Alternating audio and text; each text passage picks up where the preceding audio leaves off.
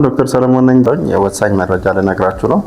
ያ ምንድነው ተከታታይ ወይም ተላላፊ ያልሆኑ ስኳር፣ ግፊትን የመሳሰሉ ህመሞች ለመጀመሪያ ጊዜ ታካሚዎች ላይ ሲገኝ መድኃኒት መውሰድ አብዛኞቹ ያንገራግራሉ። እዚያ ዙሪያ አጠር ያለ መረጃ ልሰጣችሁ ነው።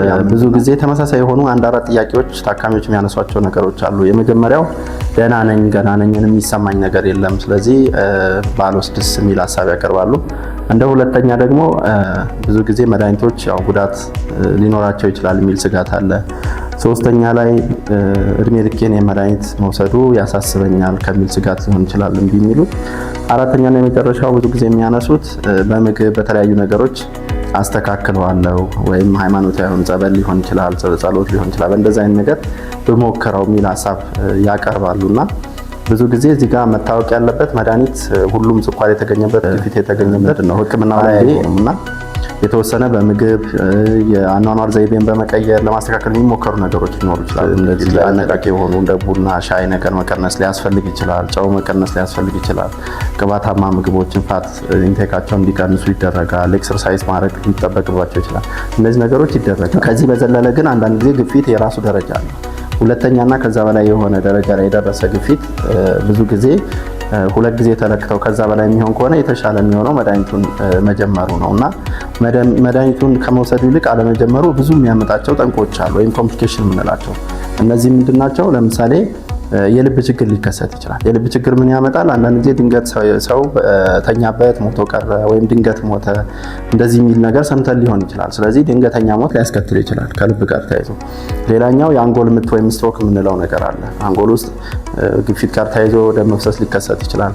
ስለዚህ የተጎዳው የአንጎላችን ክፍል የሚያንቀሳቅሰው እግራችን ሊሆን ይችላል፣ እጃችን ሊሆን ይችላል፣ ፓራላይዝ መሆን መስለል ነገር ሊያጋጥም ይችላል። ስለዚህ ባለመውሰድ ይሄ ሊመጣ ይችላል ማለት ነው። እንደ ሁለተኛ።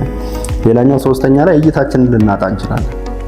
ለምሳሌ አይናችን በግፊት ወይም በስኳር ምክንያት ካለመታከም የአይን እይታ ሊጠፋ ይችላል። ያ ምን ያህል ህይወት ላይ የሚያመጣውን ክፋት ያው የምናውቀው ነገር ነው።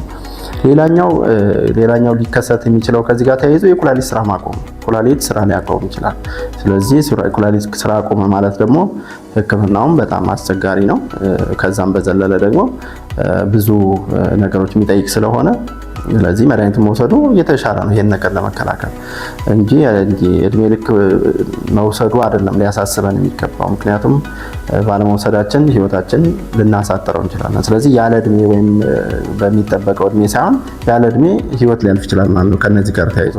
ስለዚህ ሁሌም ታካሚዎች ሐኪማቸው ጋር ተነጋግረው መድኃኒቱን ቢወስዱ የተሻለ ነው። ምክንያቱም አንድ ሐኪም በጤንነቱ ላይ ያለውን ጉዳትም ሆነ አስፈላጊነቱን ያብራራል እንጂ በቀጥታ ይሄን መድኃኒት ውሰድ ትወስዳለህ ብሎ የሚወስን አይደለም። ምክንያቱም ሕክምና የሁለቱም የስምምነት ውሳኔ ነው።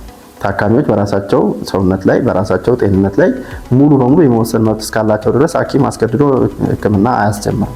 ነገር ግን ያለውን ጥቅም ባለመጀመራቸው የሚመጣውን ቅድም የተዘረዘርኳቸውን ጉዳቶች በስርዓት በማስረዳትና በመረዳዳት ሕክምናውን በተገቢው ሰዓት መጀመር የራሳቸውን ህይወት ወይም ጤናቸውን እንዲጠብቁ አደራ ማለት ፈልጋለሁ።